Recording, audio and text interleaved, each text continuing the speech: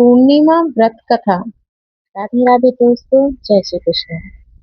एक समय की बात है। एक नगर में एक गरीब ब्राह्मण अपनी पत्नी के साथ रहता था। वे दोनों बहुत ही धार्मिक और भगवान में विश्वास रखने वाले थे। लेकिन गरीबी के कारण उनके घर में अक्सर खाने पीने की कमी रहती थी। कई बार उन्हें भूखे भी सोना पड़ता था। एक दिन ब्राह्मण की पत्नी ने अपने पति से कहा, हम भगवान की पूजा तो करते हैं, लेकिन हमारे जीवन की परेशानियां कम नहीं हो रही हैं। कोई ऐसा उपाय बताइए जिससे हमारे घर की गरीबी दूर हो और परिवार में सुख शांति आए। ब्राह्मण ने कहा, मैं कल ही संत से मिलने जाऊंगा और उनसे पूछूंगा। अगले दिन ब्राह्मण एक मंदिर में गया। वहां एक संत भगवान की कथा सुना रहे थे। कथा समाप्त होने पर ब्राह्मण ने संत को अपनी गरीबी और परेशानियों के बारे में बताया। संत ने कहा, ये ब्राह्मण, तुम श्रद्धा और विश्वास के साथ प्रत्येक पूर्णिमा का व्रत रख।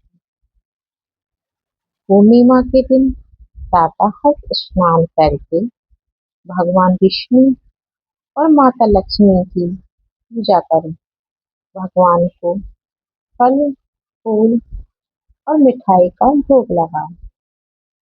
शाम को चंद्रमा के दर्शन करके उन्हें अर्घ्य दो और पूर्णिमा व्रत की कथा सुनो।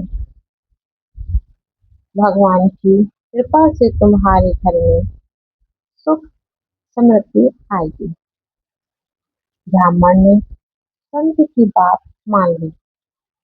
अगली पूर्णिमा से उसने और उसकी पत्नी ने पूरे विधि विधान से व्रत रखना शुरू कर दिया।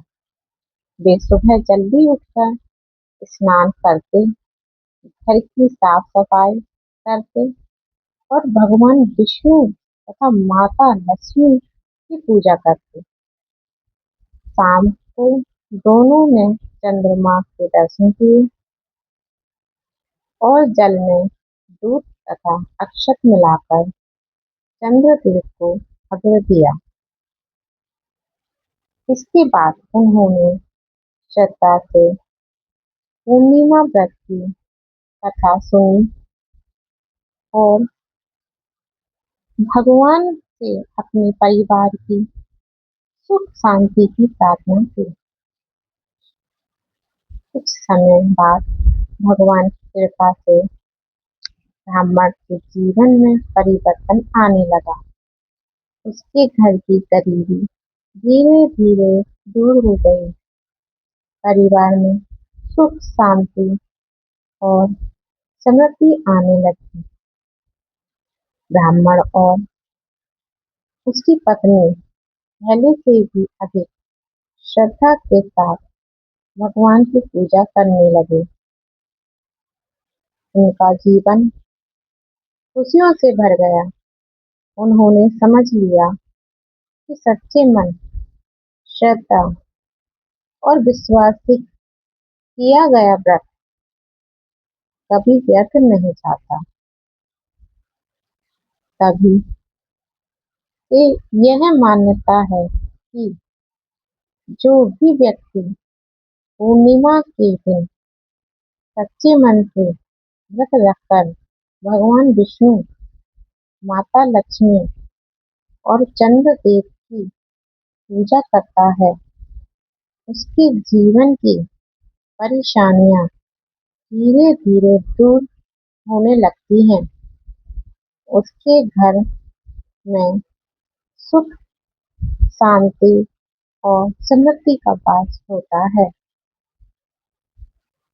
हे भगवान विष्णु, जैसे आपने उस गरीब ब्राह्मण और उसकी पत्नी पर अपनी कृपा की, वैसे ही हम सभी पर अपनी कृपा बनाए रखना। हमारे परिवार में सुख शांति, प्रेम और समृद्धि प्रदान करना।